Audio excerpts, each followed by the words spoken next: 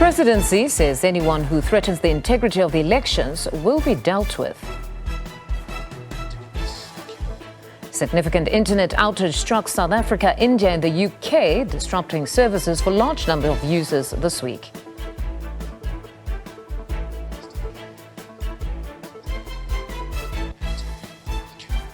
And the Johannesburg High Court has dismissed an urgent application by convicted murderer and rapist Thabo Bester, as well as Dr. Nandipha Makudumana, to interdict the broadcast by Showmax of the documentary tracking Thabo Bester.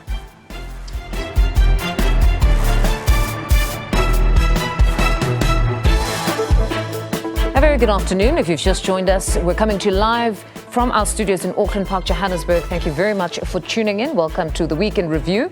Now, this is the program where we review some of the biggest stories to come out of the week.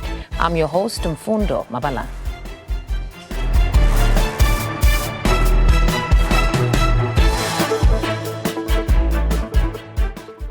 Leading our bulletin this hour, anyone who threatens the integrity of the elections will be dealt with. Now, that's the message from the highest office in the land. This after threats of violence have been made by members of Umkhonto we party. But government is not concerned and says preparations are in place to ensure free, fair and credible elections. Remove MK on the ballot, remove Zuma on the ballot. There won't be elections in this country. Warning shots fired just over 2 months ahead of the election. We are saying that in confidence because we have numbers on our side and we are fearless. For these elections to be free and fair, to have Umkhonto we and Zuma as our choice, we are prepared to lay down on our lives. Maintaining the integrity of the country's elections remains a priority as the country heads to the May polls. Government says it will not tolerate such utterances from those who want to incite violence. The president has been quite clear on this matter, that people who threaten violence, who threaten mayhem during an election have no place in our democracy. We will even call on communities to reject those individuals and parties who are demonstrating their own bankruptcy of ideas by threatening violence. However, the organization is set to battle it out with the ANC in the electoral court next week over the use of the name, in a move that could possibly affect its showing on the ballot. Meanwhile, government has called for cool heads. The US, judging by the statement that was released last week, if I'm not mistaken, by the US Embassy, has already rejected this very clumsy PR stunt by the DA, which has sought to undermine the integrity of our elections. As a young democracy, we have a wonderful history of holding free and fair elections, and in some cases better than some of the countries that the DA has approached. It is important that we say, in the absence of presenting any new tangible ideas to the electorate, please do not cast doubt on the integrity of our electoral system. Meanwhile, the IEC has also warned against reckless statements. Zoleka Kotashe, SABC News, Johannesburg.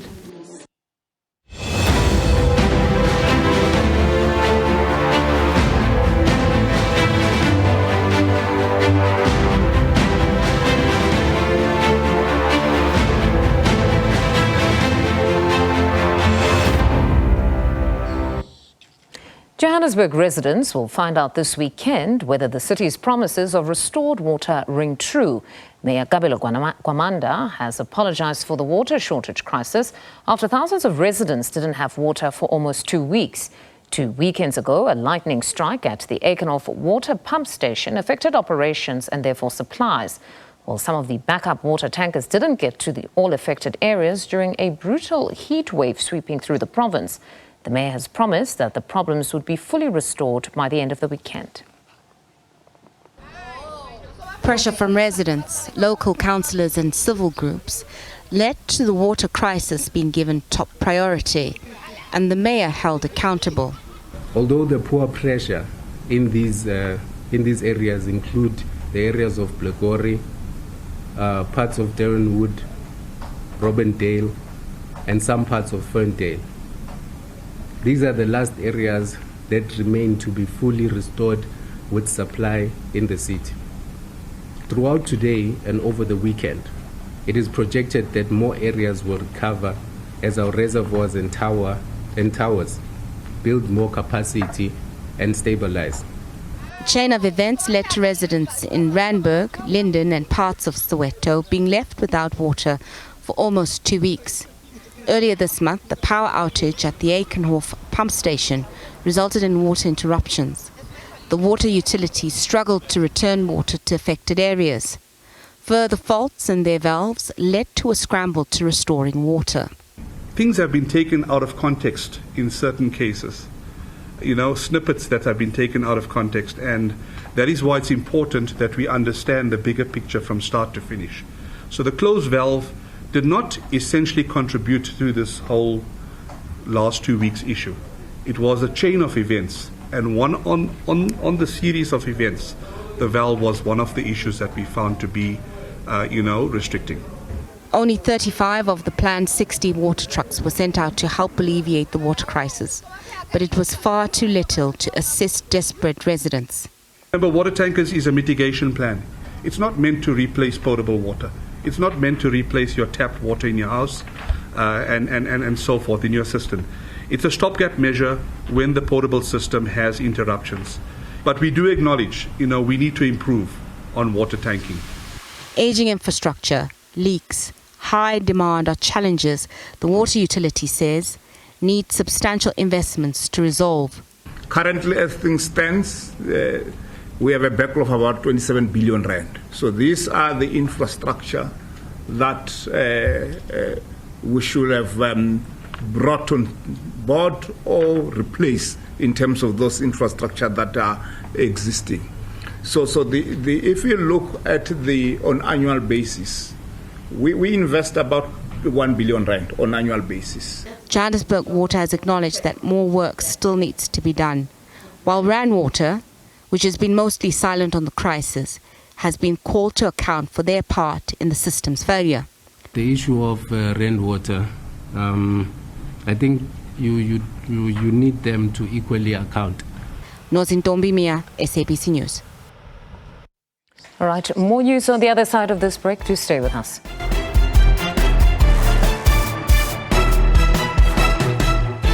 Welcome back. Thank you very much for staying with us. A significant internet outage struck South Africa, India and the UK, disrupting services for large numbers of users this week. Key Microsoft applications such as Outlook and Microsoft Teams were among those rendered inaccessible. Joining us now to discuss what happened and how South Africa was affected in terms of the information highway is IT expert Paul Hulch. Paul, good afternoon and thank you very much for your time. Hi, good afternoon. Thanks for having me. No, it's a pleasure to have you with us. So following that internet outage, reports started to surface that undersea cables had in fact been damaged. Now, just for the benefit of those who might not fully understand what that really means or how it led to the connectivity challenges that we all saw, can you just take us through it? Okay, so the important thing to sort of understand is that there's physical infrastructure on which the internet is built.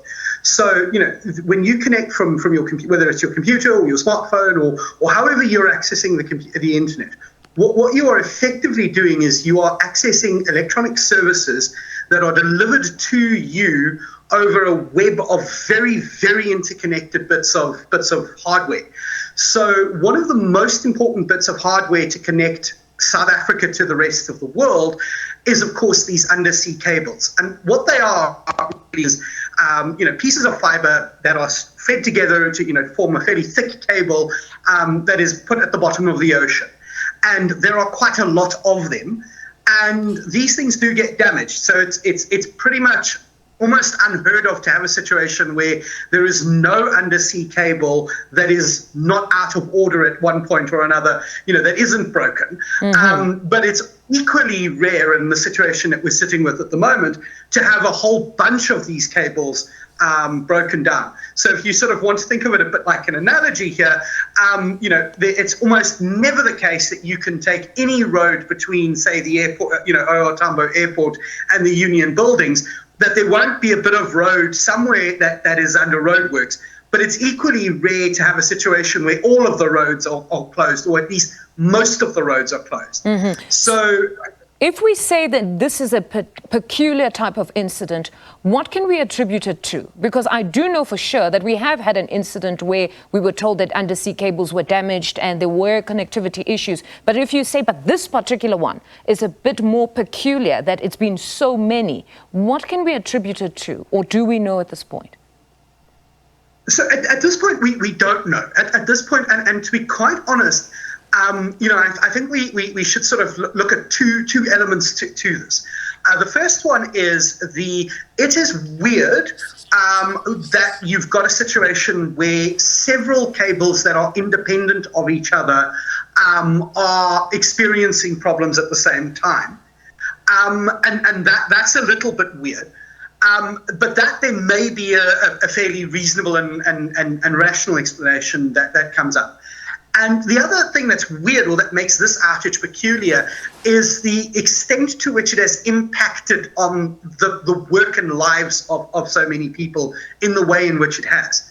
And I think that we can actually more easily account for and more easily explain. And in some respects, going forward, I think we can find ways to address that element with greater, with greater certainty and so on moving forward. So, with respect to the first element, it is the case that at least three cables experiencing a problem at around the same time in around the same region is a little bit odd. Explanations could be that it has to do with a power outage in Côte d'Ivoire or Senegal, because these cables, it's light transmission. It's not, it's not copper in under the ocean anymore. It used to be. Early undersea cables were electromagnetic, so it was copper. But today it's fiber. But there are fiber repeaters, and there is light emitting equipment that needs to be installed at relay points and so on. And it would be a bit of a design problem, and certainly something that would need to be looked at if the cables happen to be dependent upon the same power source.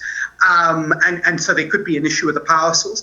There could also have been seismic activity. There could have, so that does account for the sort of three cables going down there. And there are a couple of things that could affect that. What we are seeing, of course, is that the other cable, the Mfundo cable and so on, there was a news article about it coming to the rescue and so on. So traffic is being routed on that on that cable as well. So this is amongst the most significant physical outages I think that we've had, certainly in the last 5 to 10 years.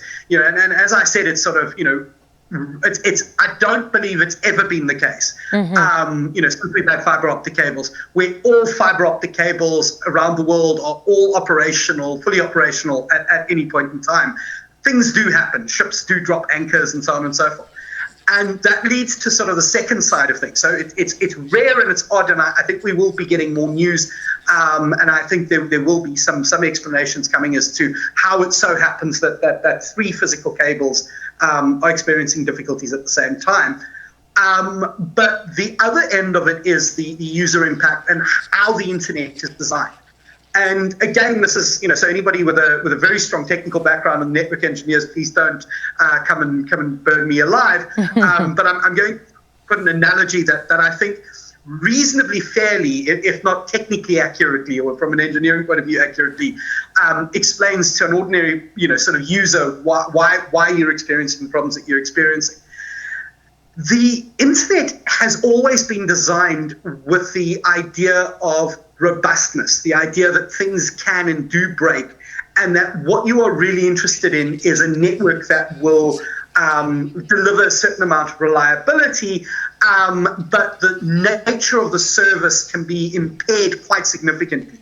So the internet, so if you take this sort of analogous position, so imagine you are somebody who is needing to communicate with physical people. So imagine, so this is a thought experiment or a hypothetical situation where you can just, pull people out of thin air and send them, using the physical, network that exists, the road and railway network. Okay, and so you are at Paul, apologies for Airport interjecting there.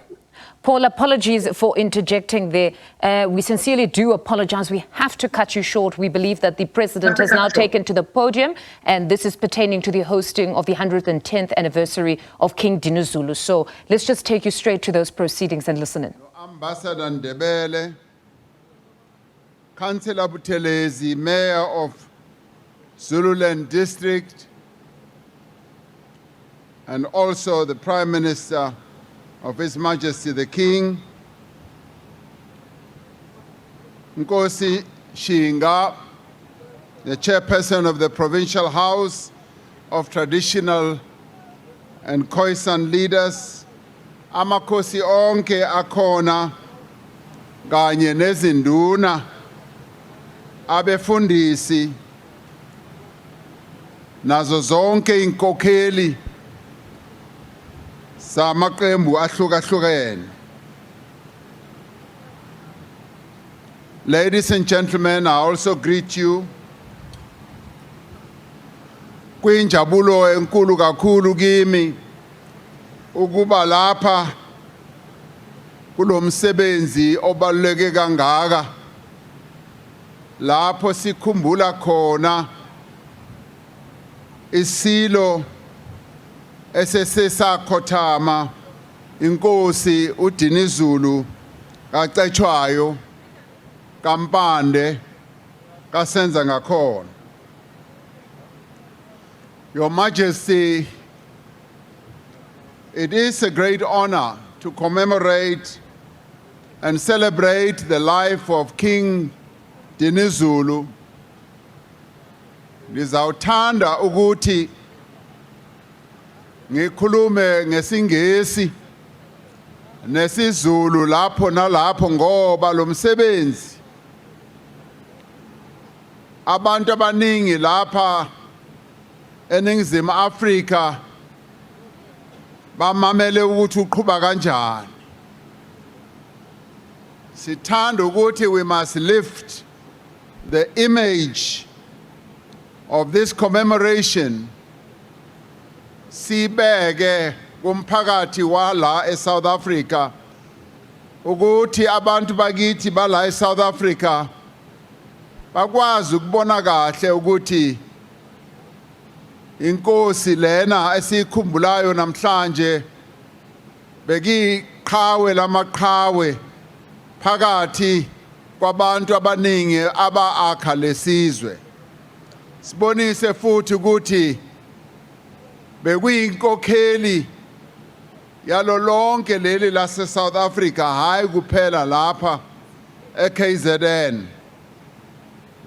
Kulapho ngithi ngithanda ukuthi lokho esiza kusho abantu abaningi noma bakuphi na eLimpopo, eMpumalanga, eNorthwest, eWestern Cape bakwazi ukuqonda kahle ukuthi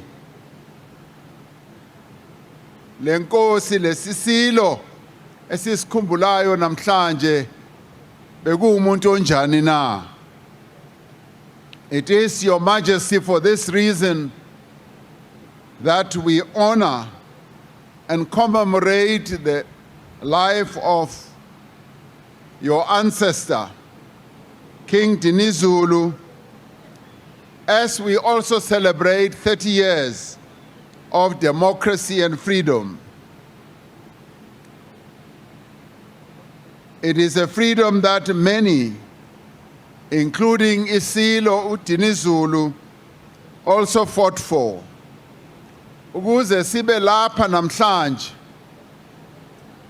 sibuka leminyaka e30 edlulile, sifanele ukuthi sidlulele nasemuva sibone kahle ukuthi imisebenzi eyayenzwa ngabanye abeze phambi kwethu ukuthi bayenzeni na ukuthi sithole lenkululeko. We are here to pay homage to Inkosi Yamakhosi, a visionary and a freedom fighter who, despite the yoke of oppression and the bondage that was inflicted on him and his people, never wavered.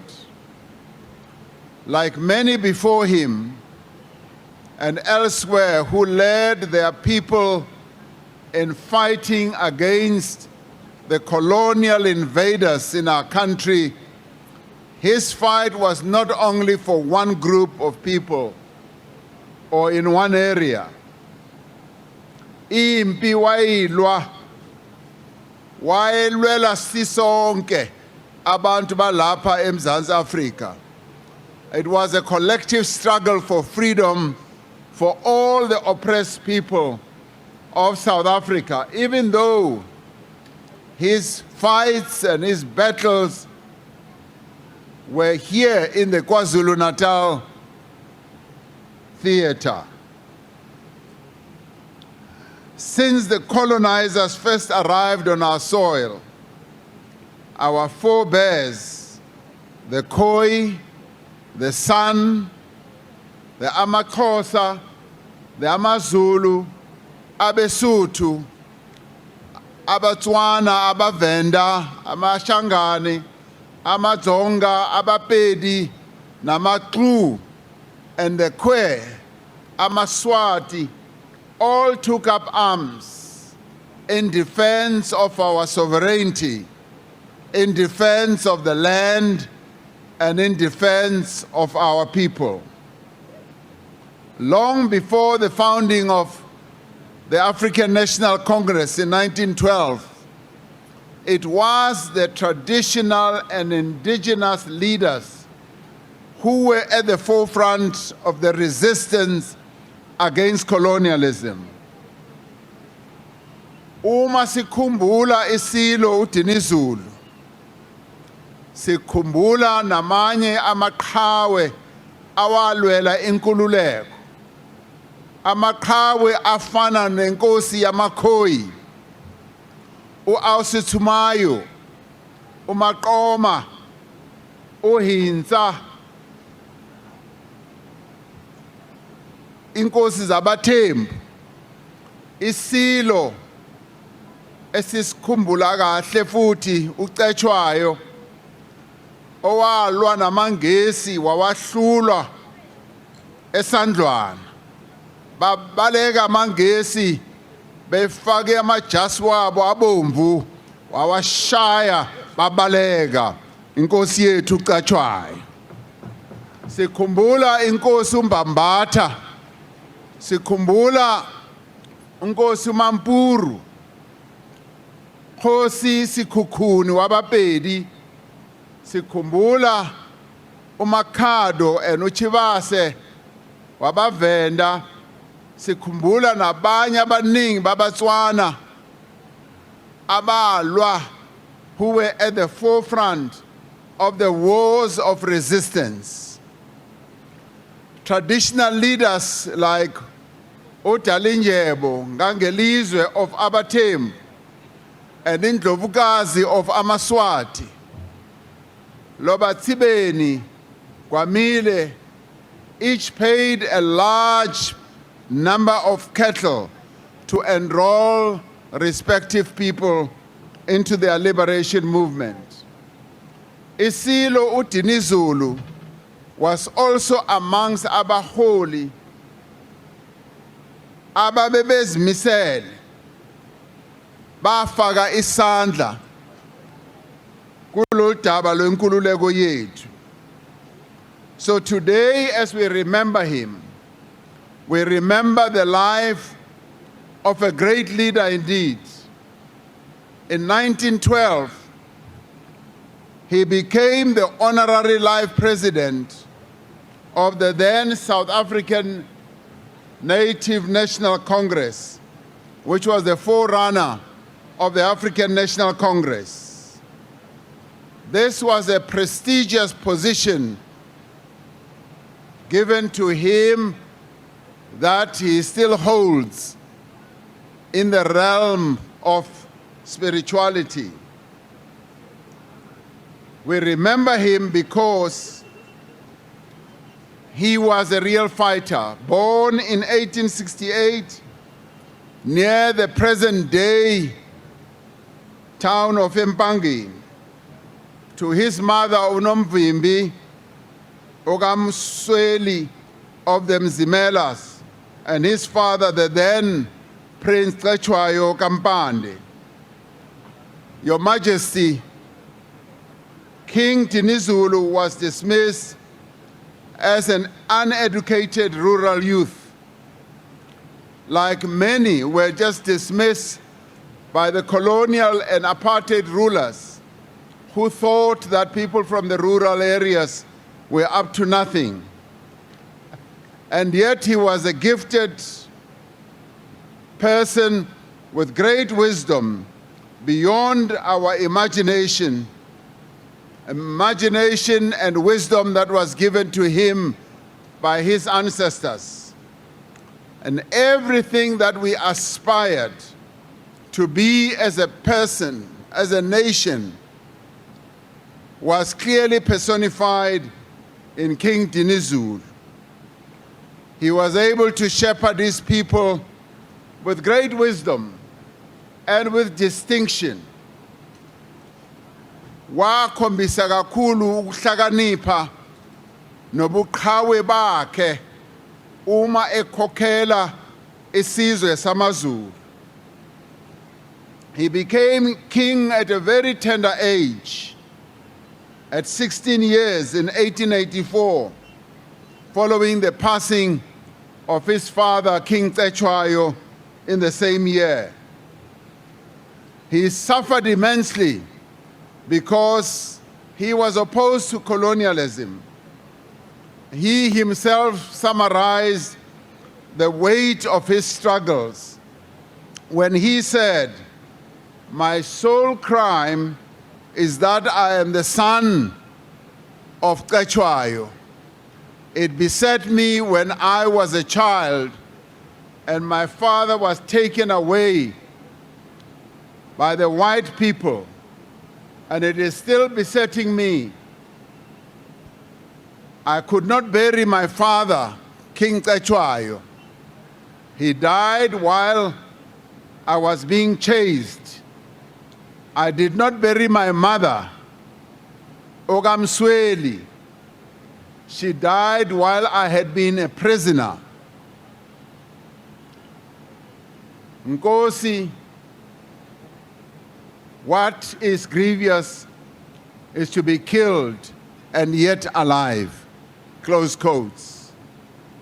This level of sacrifice from a life so young would later become the hallmark of our struggle for freedom. Scores of young people, as epitomized by the generation of 1976, took a stand against the oppressive regime of apartheid. Others joined the armed struggle. His kingship journey was to have many ups and downs. The years between 1879 and 1887 were marked by intense colonial land theft and grab here in KwaZulu-Natal. The British colonial government refused to recognize him, although he was a king. They refused to recognize the king of our people. He was also met with resistance from the 13 kinglets that the colonial governments had appointed to rule over Zululand while King Cetshwayo was incarcerated in prison. And yet King dinuzulu symbolized a new era that was beckoning for his kingdom. And that is why it is so important for us all as South Africans to know our history and to know those who contributed to the freedom that we enjoy today. The story of King Dinuzulu is being relegated to the back, and we must refuse that the heroic acts of our kings and leaders should be put in the dustbin of history. He resisted colonial incursions into the lands of his ancestors, fighting many wars against internal factions and the internal colonial garrisons.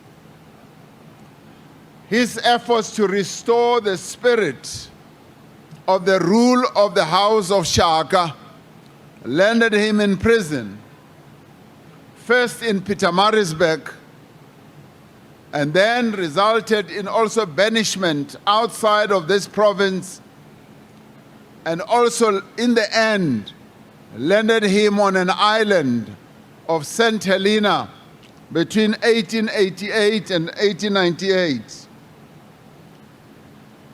an outpost island in the Atlantic Ocean, where Napoleon Bonaparte, after being defeated in the wars in Europe, was also sent, and where he died. Now, Napoleon Bonaparte had committed a number of things, but our king, dinuzulu, had been sent to St. Helena, and they had hoped that he would die there.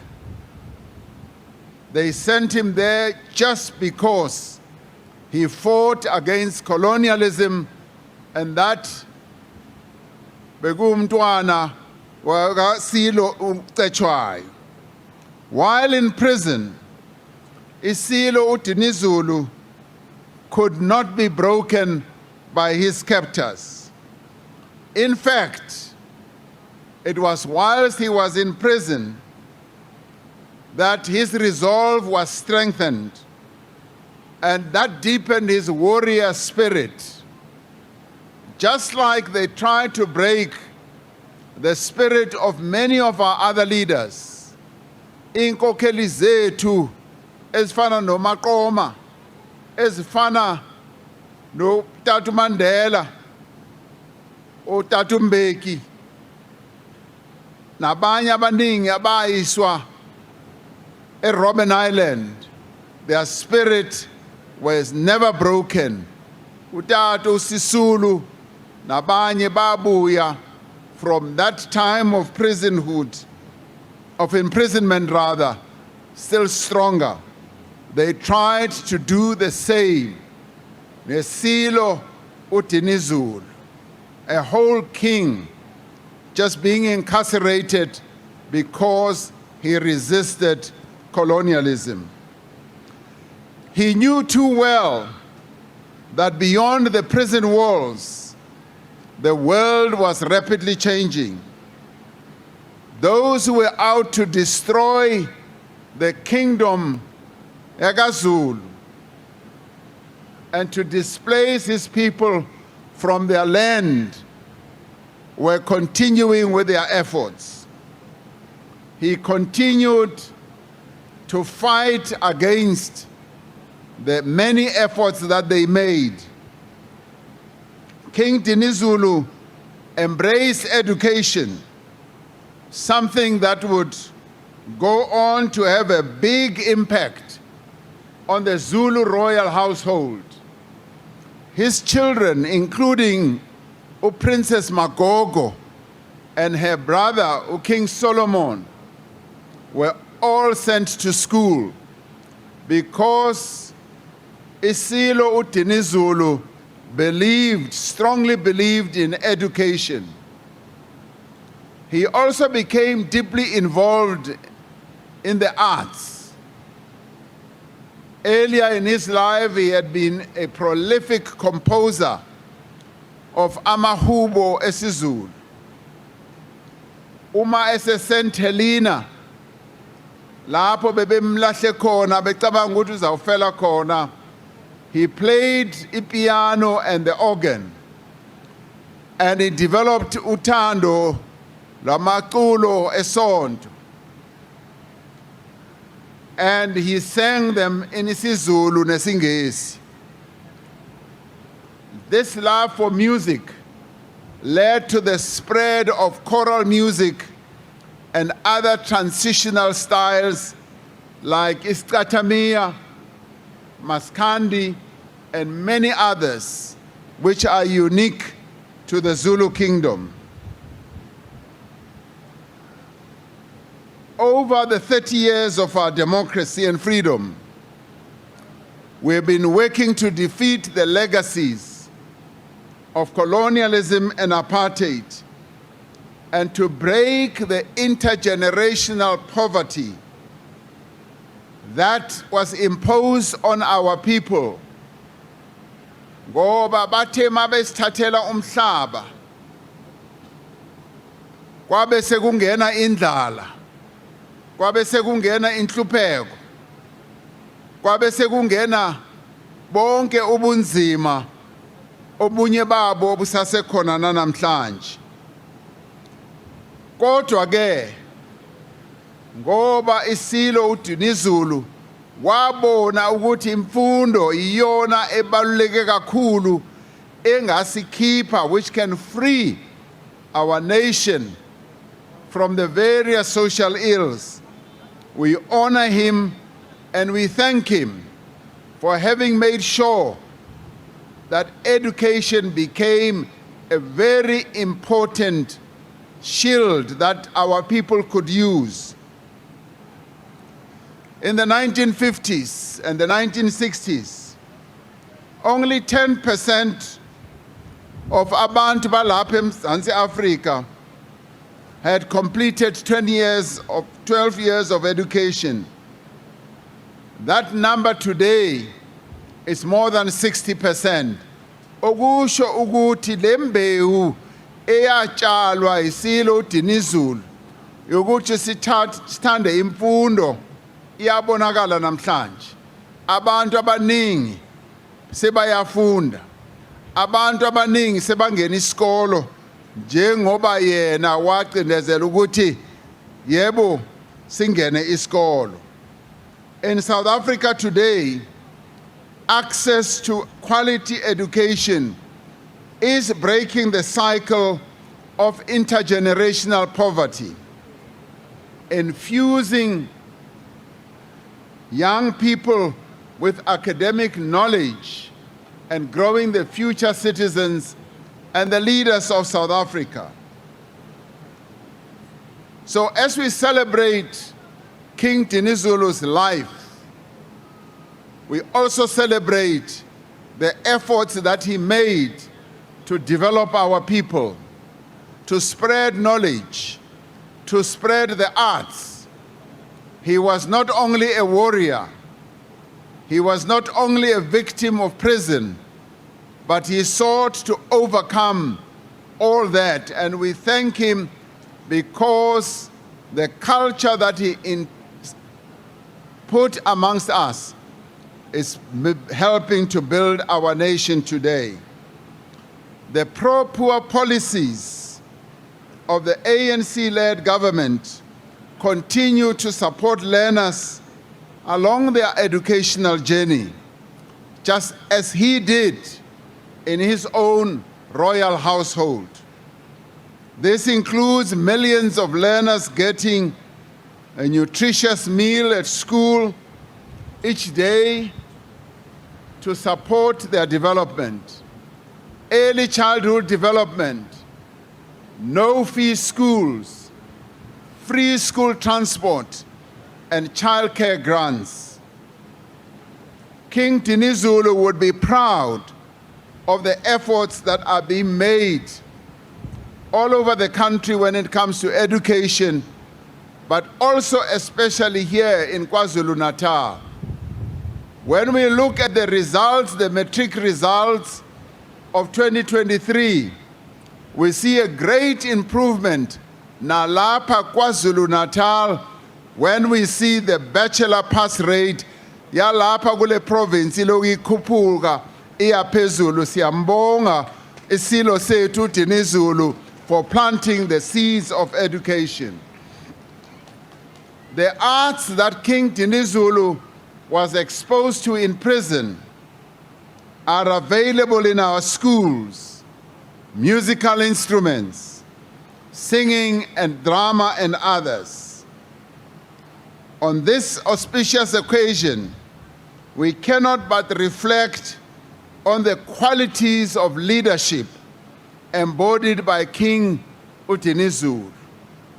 Ubuholi bakhe ngendlela wayehola isizwe sikaZulu ngayo into efanele ukuthi sifunde kuyona. The king did not fight battles of greed and unchecked power for self-gain. He did not ascend to the throne to enrich himself and ignore the plight of the people. Uma sithi sifuna intsha yethu ikwazi ukuthi ifunde izimele ngokwayo, sithi sifuna ukuthi bafunde kwindlela isilo uDinuzulu wayeziphathe ngayo. His wars were all wars for peace and restoration of the dignity of the Zulu kingdom and its people. He supported the Bambata rebellion that was led by Nkosi Bambata in 1906, which earned him another prison sentence. King Dinuzulu did not see the struggle of freedom of the Zulu nation as separate from the struggle for freedom of all South Africans. His political liberation journey, in his journey, he embraced all those who were like-minded and collaborated with players from diverse backgrounds. And that became his signature. The king was a non-racialist in his approach to nation building. He was able to extend a hand to many other races and work with them and live with them. When he was exiled to St. Helena, for instance, he arrived there with an entourage of 20 people. Amongst them were his 2 wives, his 2 uncles, including Shingana, a doctor, a translator, an advisor, as well as Harriet Colenso, the sister, Francis Colenso, Harriet Colenso's sister, who was one of the missionaries here in KZN. Yes, he also forged relations with the Boers who were here in KZN, and it was his relationship with some of them that was able to get him released from prison in Newcastle. He also forged relations with some leaders of the Indian community around Durban. When the king passed away in 8 Cake on the 18th of October 1913, one of the people at his bedside as he was coming to the end of his life was the young Mahatma Gandhi. Ukubonisayo ukuthi he was broad, he was diverse, and this is the type of leader that we would like South Africans to familiarize themselves with. Because today, as we commemorate this important life, we also should look into our history and look at the gigantic figures that graced the soil of this nation and made an indelible contribution to what we are today as a nation. As the lifelong president of the ANC, King Dinuzulu taught us well, we will never abandon our commitment to the principles of non-racialism and in realizing a South Africa that is truly non-racial, non-sexist, prosperous and free. King Dinuzulu was a man of great humility, despite his stature of being the Isilo Samazulu.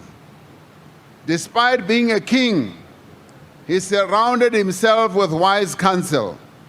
He was close friends with the first president of the African National Congress, Dr. John Langalibalele Dube.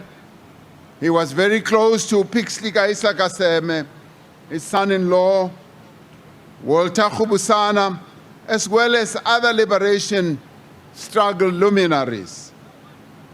They collaborated to defend our sovereignty and dignity. I always heard Prince Mangosuthu Buthelezi talking about the king very fondly over the years that I knew Prince Mangosuthu Buthelezi. It was this cooperation between traditional leaders and the educated people, izifundiswa, which led, yes, to the formation of the ANC. The king subjected himself to the collective leadership of the time. He led and accepted being led for the benefit of his people. Wayeyinkokheli, inkokheli phezu kwezo zonke inkokheli, kodwa wazithoba ngaso sonke isikhathi wathi nami ngizawukhokhelwa noma ngiyisilo. Today, society is burdened by leaders who refuse to be led. Sithi, if you are a leader, you must be willing and be prepared to be led by others as well. Ufanele ukuthi nawe uholwe abanye. These leaders refuse to be led, and they use their past and current leadership roles to sow division, to sow fear and hate among South Africans.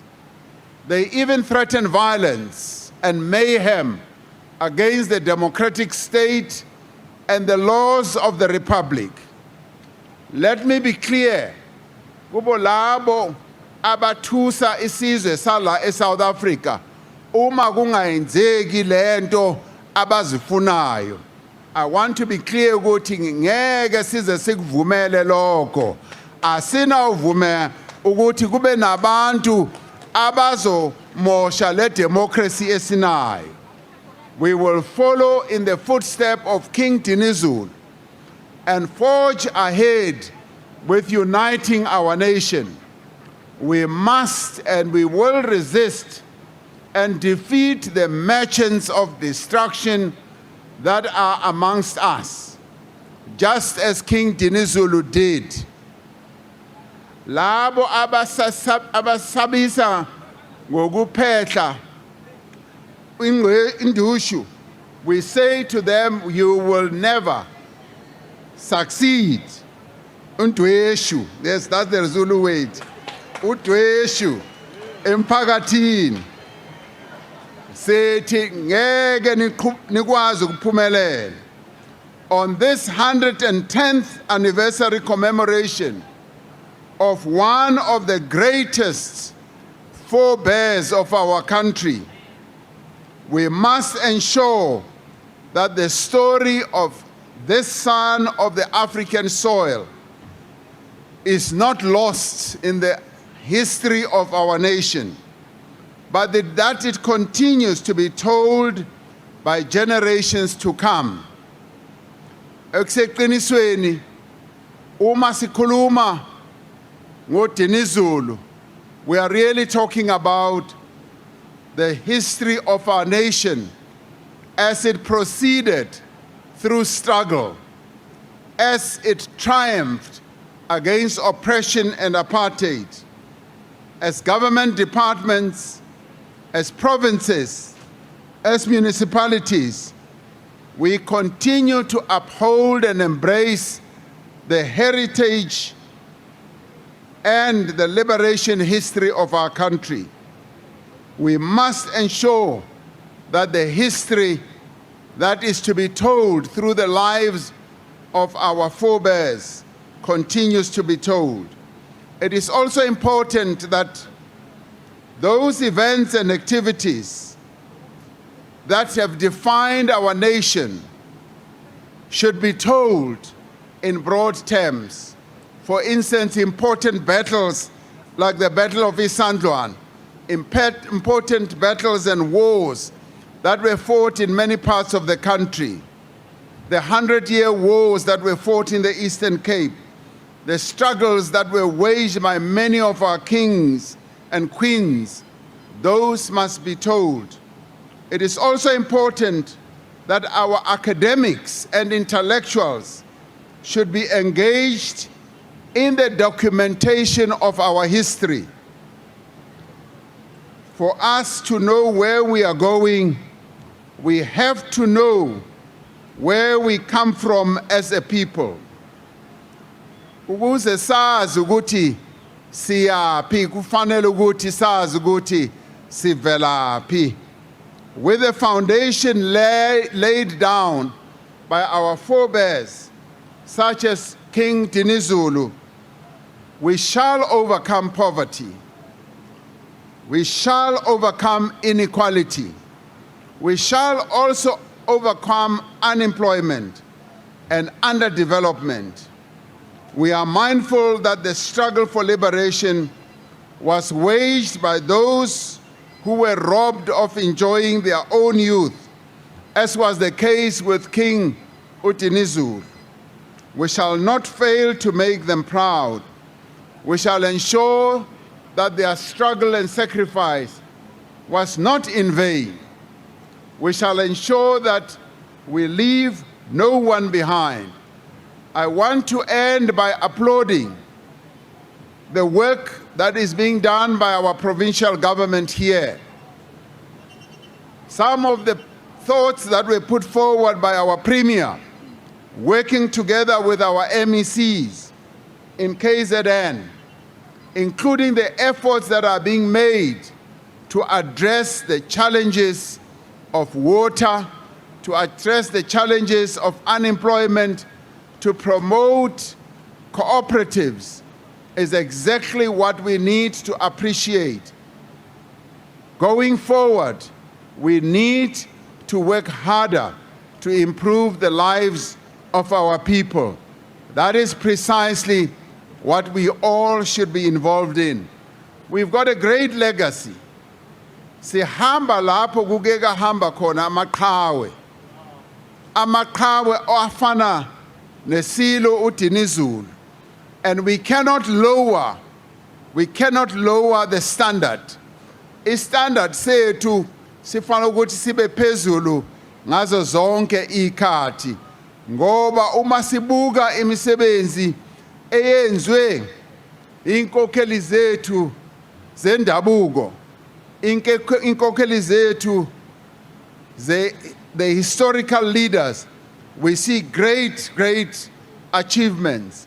The building of our nation, we see great movement forward. Nathi namhlanje, as we commemorate this great life of Isilo Dinuzulu, I would say let us all join hands together as all South Africans, not only as Amazulu.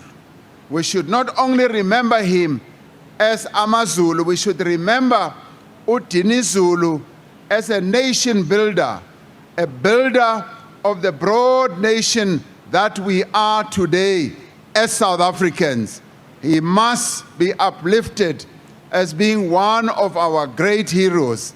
And I am proud that I've had a king like King Isilo Dinuzulu, whom I also regard as my king. Ngiyabonga.